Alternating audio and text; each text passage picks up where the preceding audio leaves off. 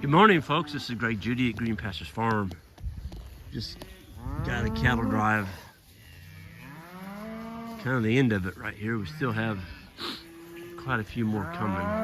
The boys are at the back and I was at the front leading them with the trusty Honda Rubicon. And these are the spring calving cows, cow-calf pairs. They all calved in April, in April-May time frame. About a 60-day calving season. Most of them were done in about 20 days. They really tightened up the calving season this year, which I love. Makes it so nice to move cattle when all the calves are big enough and you don't have to worry about leaving one that just calved or something that you didn't find. But yeah, it is a cold morning. That sun can't come up fast enough for me. Got my gloves on. Just got back from Canada 2 days ago. And Jan and I were up there in New Brunswick, Newfoundland, Nova Scotia, and Prince Edward Island. I think I did, I don't know what it was, 11 or 12 workshops up there. And got to see a lot of the Atlantic portion of Canada, the east part. And really met some awesome farmers. And just a beautiful area up there. Never been there before, so that was kind of a different treat for Jan and I. And did a lot of driving, but you know, when you see that many different places, it does take some traveling to do that. But thankfully, we didn't have any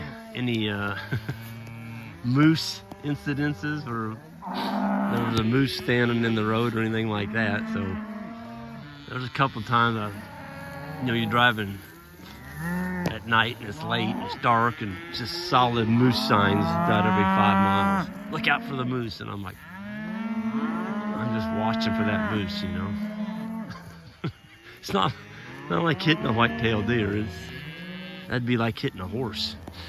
So a lot of great stories up there. Met some awesome people, families.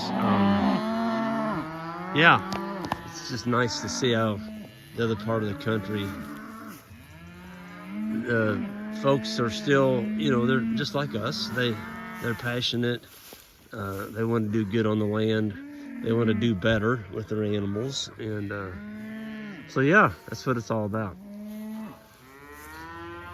Speaking of such, we're on the Judy farm here, and this is a farm that I bought from my uncles and aunts.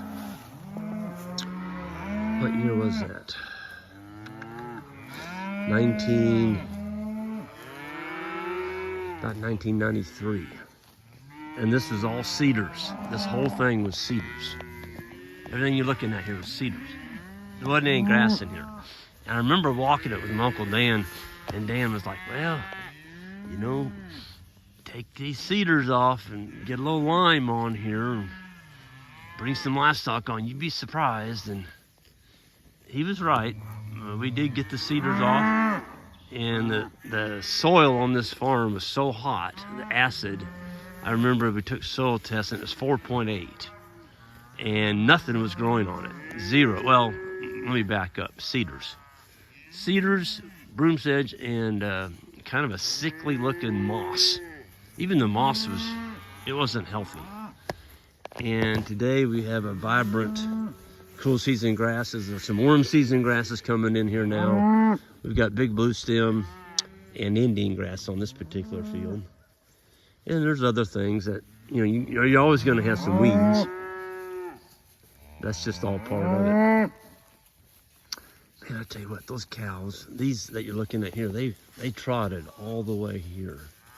We brought them 1.5 miles this morning. So the boys had a lane set up, and I was in the lead, and they're still coming. they're bringing the laggards. I can hear them. They're still a good jag away. When you take cows that trot the whole way, and you got cows at the very back that are walking, you know, you can easily get a quarter mile or more space between the fast ones and the slow ones. I can hear them. It sounds like, yeah, they're still a good jag back there. But man, this is a hard frost this morning. Our growing season's done. And, you know, every year's different. We had a really good growing season, clear up until the 1st of August. That's about the time we went to Ireland. And Jan and I were gone the first 2 weeks of September, no rain. And even when we came back, there wasn't any rain. And we got a rain the end of September.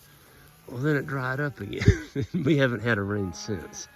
And this is the October, let's see, we got back on the 15th, 16th. Today's October 17th. So, unfortunately, we're not gonna have a very good stockpile season because we just didn't get the moisture when we needed it. But we do have the right size cattle to take them through the winter. They're all fat, they're smaller frame. I'd say the biggest cow in here might weigh 1,100 pounds. Most of them are going to be in that 900 pound range, 900 to 1,000 pounds. We don't have any of those, you know, 13, 14, 1,500 pound cows. And boy, if you got those big cows and you're trying to make it through the winter on this, you're not going to do it. You're going to be feeding at least probably a bale to 2 bales a month per cow on those big cows. I remember those days. We had them. I'd bring a big brown bale out here, and within a couple hours, like, where did it go? I mean, those big cows just inhaled it, and starving, bawling at me, wanting another one.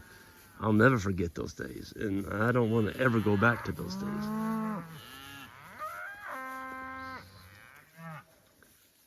So, man, the calves look so good. They're so fat.